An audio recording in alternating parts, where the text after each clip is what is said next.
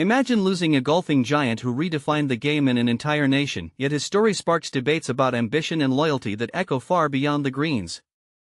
That's the poignant reality as we bid farewell to Masashi Jumbo Ozaki, the legendary Japanese golfer whose passing at 78 leaves a void in the world of sports. But here's where it gets intriguing: his legacy isn't just about records, it's a tale of choices that might make you question your own path in life. Let's dive into the life of this remarkable figure, unpacking his journey step by step to make it clear and relatable for everyone, even if you're new to golf's nuances. Masashi Ozaki, affectionately known as Jumbo for his powerful drives and charismatic personality, passed away in Japan due to complications from colon cancer, as reported by the Associated Press.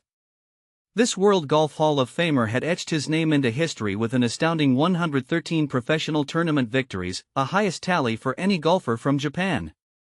Picture him as Japan's equivalent to the iconic Arnold Palmer, a comparison drawn by the AP, where his dominance shone brightly on the Japan Golf Tour.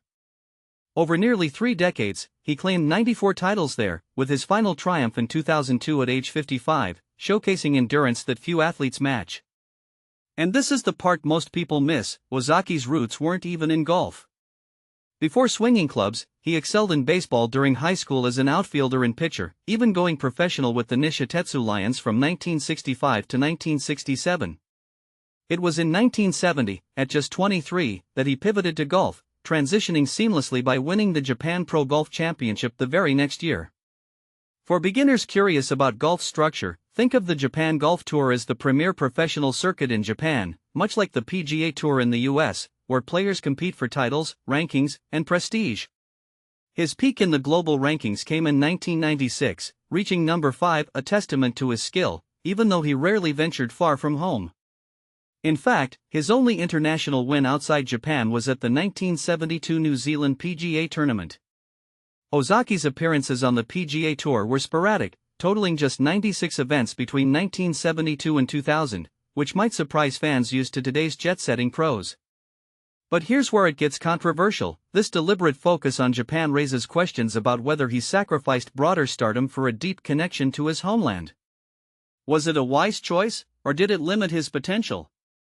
Many admire his loyalty, but others wonder if pushing harder abroad could have elevated him to an even higher echelon. Despite his preference for domestic play, Ozaki delivered impressive showings in major tournaments, participating in 49 of them, including 19 Masters events. His standout performance was a tied-for-6th finish at the 1989 US Open, with an 8th-place result at the 1973 Masters adding to his resume.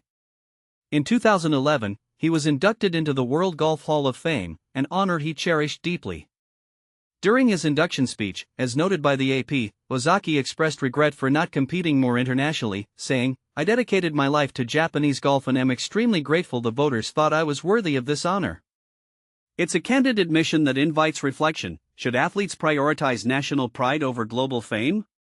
Ozaki's influence transcended the fairways, weaving into pop culture in fascinating ways. For instance, the 1989 video game Arnold Palmer Tournament Golf was adapted in Japan as Naomichi Ozaki Super Masters, highlighting his star power.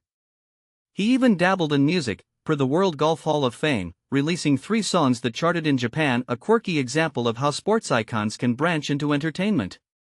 And don't forget his family ties: his brothers, Tadeo Jet Ozaki and Naomichi Jo Ozaki, were professional golfers too, each securing wins on the Japan Tour, turning the Ozakis into a golfing dynasty. Even in his later years, Ozaki stayed active, competing in 6 Japan Tour events as recently as 2019 at age 73, as documented by the Japan Golf Tour organization. This late career involvement underscores his enduring passion and serves as an inspiring reminder that age doesn't have to dim one's drive.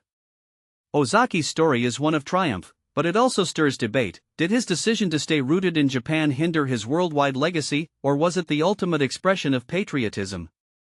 What do you think? Should elite athletes like him chase global glory at the expense of their home turf? Share your thoughts in the comments. I'd love to hear if you agree, disagree, or have your own take on balancing local loyalty with international aspirations. ****